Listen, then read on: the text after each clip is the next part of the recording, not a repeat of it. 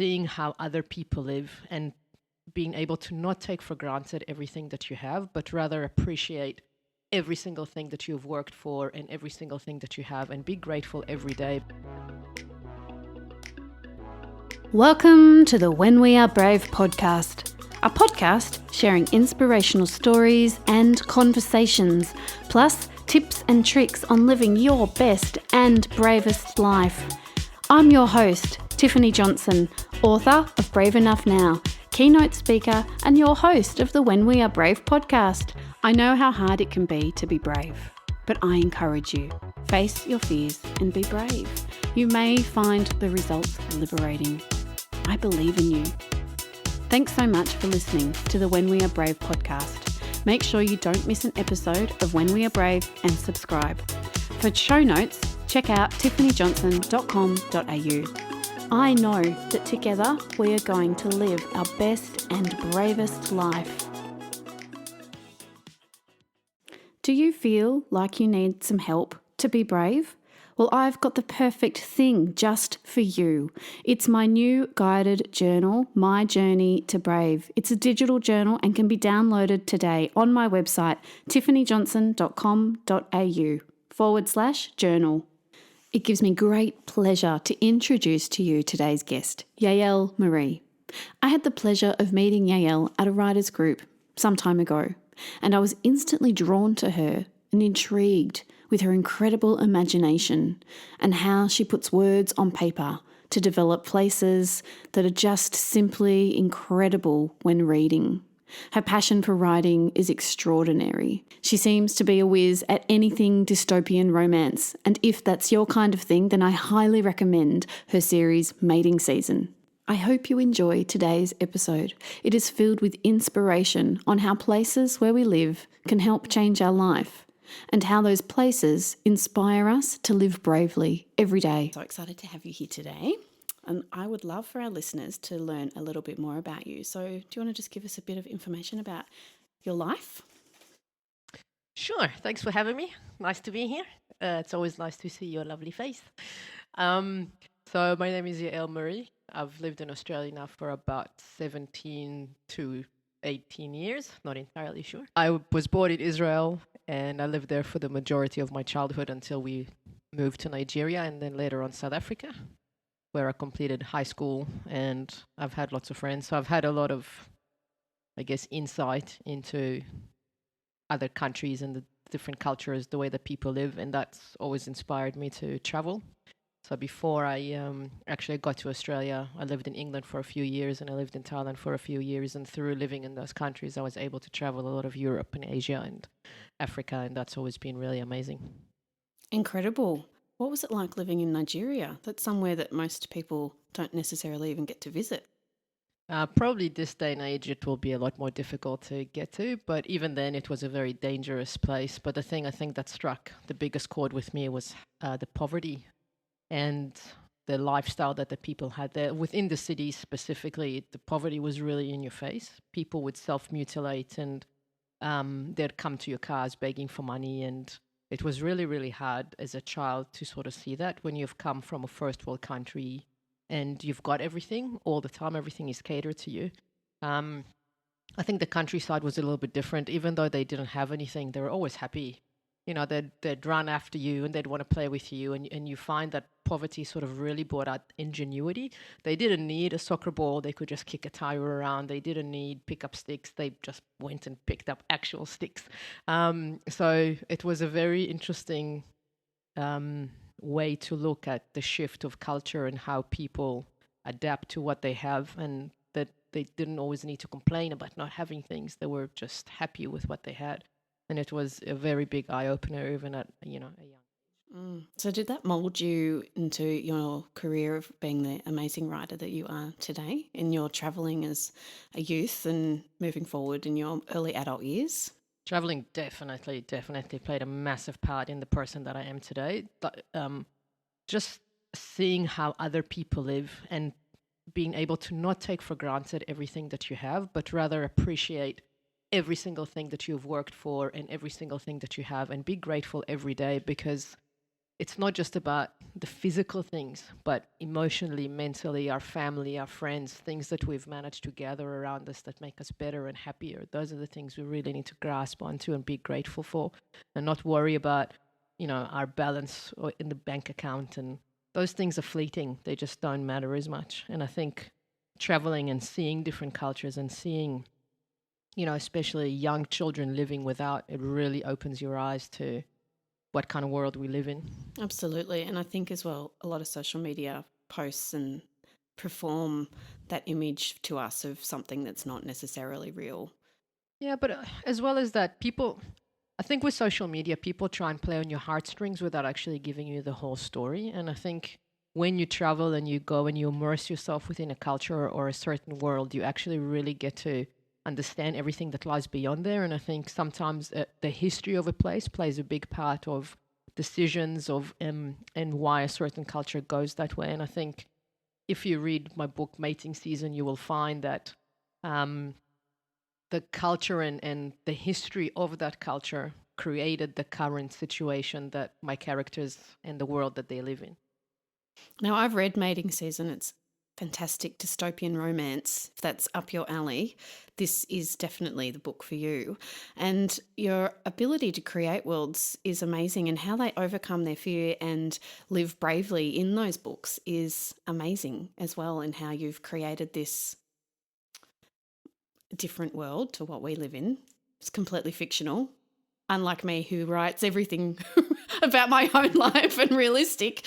We're complete opposites in that, but it's amazing on so many levels in what they have to face. And I think it's really relative to things that we have to face in today's life, in our real world, as opposed to a fictional world where there's love and there's things that are confining in our world, where we might be told who we can marry or who we can't marry, or like that terrible show on TV. What was that TV show called? There's The so many of them. Bridezilla, Mumzilla, or something it was, or there was some other Bride movie. and Prejudice. That's the Dum, one. dum, dum. Something like that, and it was all about the constrictions around people, and if love is love, love is love. So, tell us a little bit about how, in your books, people are living bravely. I think the beauty of speculative fiction is that you can mirror your own world and put it onto your characters, and your characters can take on your feelings, emotions, and real world issues and try and figure them out within their own world. So, with Mating Season specifically, the battle was all about really being able to love who you want to love and be with the person that you want to be without the cultural restrictions, which, like you've mentioned before, is a big issue, I think, today in our world, in society, where there are a lot of different ideals, religions, etc., that really force your hand into who you can be with, and the expectations idea of, also huge, aren't they? Yeah, that's correct. And and we live in in a world now that people just want to be themselves. And I think that plays a really big role within that book. Whereas with When We Vanish, my previous book, which is also a speculative fiction, our characters really have to deal with wanting to be seen in this world. And I think, especially today with social media and with being overrun by, people only really knowing you through a medium which is technology, people don't actually take the time to really see you, look at your face, see how you're feeling, get into your space and try and make you feel like you are needed or wanted or seen. And that's why I think for me that book is really important, because it really is all about being seen for who you are, the contributions you can make, the difference you can make, and the love that you can give to other people. Something that we all need to embrace more of, definitely, living our authentic lives. So I love to talk about on this show what tools we can use to overcome our fear and live our best life. What are some tools that you use in your life? Is it through your writing that you find a really great opportunity to overcome fear and live bravely, or are there other tools that you use? First and foremost, there's coffee, without which none of this would be possible. Mine's a cup of tea. But absolutely, my writing, I can pour my heart and my soul into my writing. I can edit all of it out later, but at the time, all the raw emotion and everything that I need to deal with in my daily life, I just put into my books. And it's been a really big change for me to sort of walk around being anxious, being angry, being frustrated before I started writing, to now doing it on a daily basis. And I actually feel the difference. It's, a lot of people can go to the gym, they'll feel really good after a session. For me, I have that same feeling after I've put words on paper and I've been able to express myself for that day. A lot of people always talk about, oh, I'd love to write a book. Oh, I have no time to write a book. And it's something I've always thought about. Oh, that's really good that you've written a book. A lot of people think about it or they start it. And it's only about 80% of people who start a book don't finish it. It's only 20% that do finish it. So what could you encourage our listeners who feel that would be a really great tool for them to express themselves through the written word, to actually get into that top 20% of people who finish their book? My biggest advice would be, do not write for anybody else. Don't sit down and write a book thinking, I'm going to sell it and it's going to be a movie. And if that's the way that you're going to go into it, chances are you're not going to finish, because halfway through you're going to be questioning your motives, why you've done it, what are your characters doing, why are you telling them to go right and they're off to the left doing something completely different. Write for yourself and write, and don't be afraid to just put everything on the paper. The first draft is the most important thing that you can get out. The editor or self-edit or post-edit, it will all get fixed later on. But initially, just be true to your words, be true to the feelings, be true to everything you just want to spew on that page, and don't be afraid to do it. And the other very big piece of advice that I can give you is make it a routine. Even 10 minutes a day, even if you write 10 words every day, those are 10 words that you have towards finishing your project. There are people that have written a single book in a month. There's people that have written the same single book over 10 years, but they finish. And you can too. That's great advice. So for our listeners out there who would love to read some speculative fiction, where can we find you? I am on Facebook, and you can find my Facebook page, Yael Maree Writings and Musings. You can also find me on my website, which is yaelmaree.com. And I'm on Twitter. I love to do a little tweet here or there. And I'm on Instagram. Oh, fantastic. We can find you everywhere. Everywhere. Find me everywhere. Are you the same? I am Yael Maree, author. Excellent. Fantastic. And just before we go too, I wanted to also talk about the next book in the series of Mating Season, which is fantastic. I haven't read this yet, but I know snippets. I've been lucky to hear things about what's going to happen. Do you want to give our listeners and those who are interested in reading this fabulous series an idea of what's going to happen next? So the next book is all Ben's perspective of the same initial story. However, because he's now forced to go live on a male island, there's been an introduction of many new characters and how they have to face basically being orphaned on an island by themselves and fend for themselves within a male society. So it's been very challenging to write, but also lots of fun. And of course, there's lots of love and angst and all these amazing things that create this world and make it as powerful and as great as it's been and to write. Excellent, with lots of overcoming fear and lots of living bravely.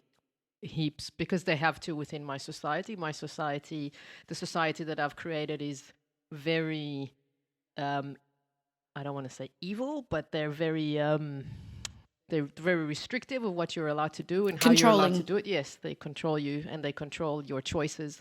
And this is all about being brave enough to face your fears and face these oppressors down and force them to change the status quo. Fantastic. It's going to be amazing. Can't wait for it to be released. I'm pretty excited. Excellent. All right, Yael, thank you so much for coming in to the When We Are Brave podcast. Oh, it's been heaps of fun. Thanks for having me. It's my pleasure. How amazing is Yael? I'm so excited to announce that the new book number 2 for Mating Season, is available now. It's being launched this week, May 2020. So excited for her. She has an amazing spirit and an amazing mind, and her ability to see how different cultures and insights into their worlds can help mould who we are and for us to live bravely every day.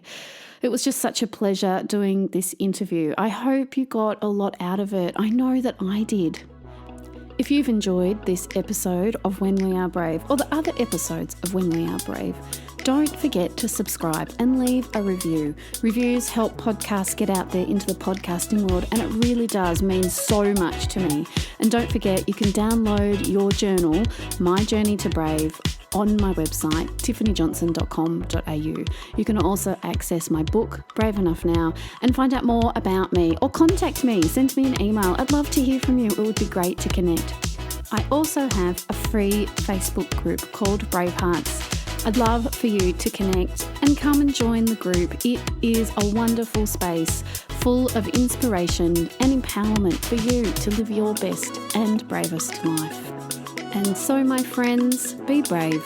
Until next time, and live your best and bravest life.